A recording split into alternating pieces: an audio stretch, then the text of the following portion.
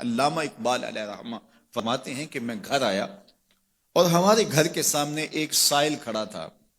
سائل چوں قضائے مبرم ہے، جس طرح قضائے مبرم ہوتی ہے، ٹلتی نہیں ہے، اس طرح وہ ٹلنے والا ہی نہیں تھا. میں نے اس کو لا کہا بابا چلا جا معاف کر، لیکن وہ ضد کر کے گھر کے دروازے کے اوپر کھڑا تھا. میں لاؤبالی کی عمر تھی تو سکول سے آیا تھا، میرے ہاتھ میں چھوٹی سی چھڑی تھی تو میں نے اس کے کاسے کے اوپر ماری تو وہ کاسا ٹوٹ کے گر گیا اور اس کے اندر جو سارے دن کی ریزگاری جمع کی تھی وہ بھی بکھر گئی.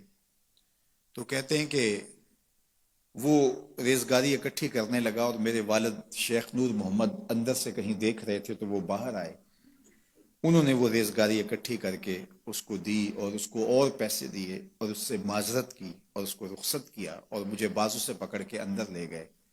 اقبال کہتے ہیں میں نے ساری زندگی اپنے والد گرامی کو یوں بلک بلک کے روتے نہیں دیکھا تھا. میرے والد نے مجھے بٹھا لیا اور کہنے لگے کہ اقبال، اگر قیامت کے دن رسول اللہ نے پوچھ لیا کہ تیرا بیٹا فقیروں کے کاسے توڑتا تھا تو بتا میں حضور کو جواب کیا دوں گا. تو کہتے ہیں کہ بس وہی لمحہ میری تربیت کا تھا.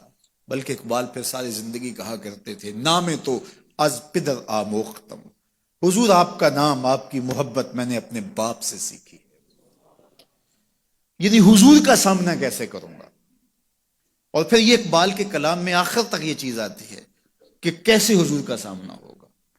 تو غنی از ہر دو عالم من فقیر، روز محشر عذرہائے من پذیر، گر تو می بینی حسابم ناگزیر، از نگاہ مصطفیٰ پنہا بگیر. اقبال بھی پھر آخر میں دعا کرتے ہوئے اللہ کی بارگاہ میں عرض گزار ہوتا ہے مالک تو غنی ہے، میں تیرا فقیر بندہ ہوں، تو مجھے یوں ہی معاف کر دے، میرا حساب نہ لینا. لیکن اگر میرا حساب لینا بڑا ضروری بھی ہوا تو یہ مہربانی کرنا حضور کے سامنے نہ لینا، میں حضور کو کیا منہ دکھاؤں گا.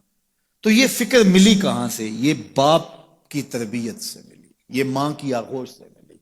تو یہ ماں باپ کی ذمہ داری ہے کہ بیٹا جب کسی کا دل توڑے، جب کسی سے زیادتی کرے تو باپ وہیں اس کا راستہ روکے.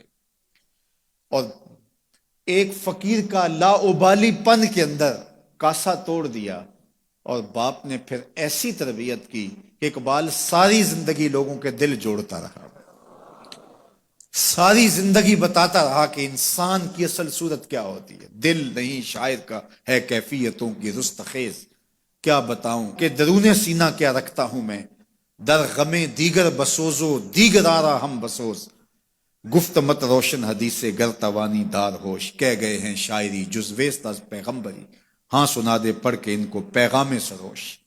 وہ کہتا ہے دوسروں کے غم میں جلنا اور پھر اس غم کو جہان میں پھیلا دینا، اسی کا نام شاعری ہے.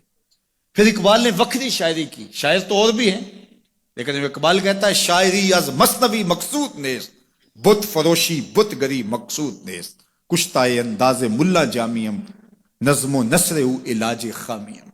وہ کہتا ہے کہ میں یہ بت نہیں بنا رہا کہ یہ غزلیں تراش کے اور یہ نظمیں تراش کے لوگوں سے داد وصول کرو. بلکہ کسی نے اقبال کو کہا یار کوئی غزل تو سناؤ، تو اقبال رو پڑا، کہا حضور میں اپنے شعروں کی داد قیامت کے دن آپ سے ہی لوں گا. یارہ مرا غزل خانے شمردن، یاروں نے تو مجھے غزل خاں سمجھ لیا، میرا تو مقصد ہی اور ہے. بلکہ ان شعراء پہ تنقید اقبال نے کی، عشق و مستی کا جنازہ ہے تخیل ان کے اندیشہ تاریخ میں قوموں کے مزار، چشم آدم سے چھپاتے ہیں مقامات بلند، کرتے ہیں روح کو خوابیدہ بدن کو بیدار. ہند کے شاعر و صورت گر و افسانہ نویس، آہ بیچاروں کے اعصاب پہ عورت ہے سوار. ہر وقت لب و رخسار کے تذکرے، ہر وقت نشیلی آنکھوں کی کہانیاں، ہر وقت قد رانا کی باتیں. کہا تم اس خول سے نکل ہی نہیں رہے، تمہاری شاعری صرف ایک عورت کے گرد گھوم رہی ہے جس نے اس کو تخلیق کیا، اس خالق کے جلوے بھی تو دیکھو نا. تو اقبال پھر اقبال بنتا ہے اور اس کو یہ شعور، یہ آگہی، یہ نور ملتا کہاں سے ہے؟ یہ باپ سکھاتا ہے. باپ کے بعد پھر مولوی میر حسن ملتا ہے جو استاد اقبال کو اقبال بنا دیتا ہے. تو یہ ماحول انسان کو سکھاتا ہے. تو میں اور آپ دیکھیں کہ ہم اپنی اولاد کو کیا دے رہے ہیں. تو کبھی بھی اپنی اولاد کو اس کی اجازت نہ دیں کہ وہ کسی کمزور پر ظلم کرے. جب کمزور پر آپ کی اولاد ظلم کرتی ہے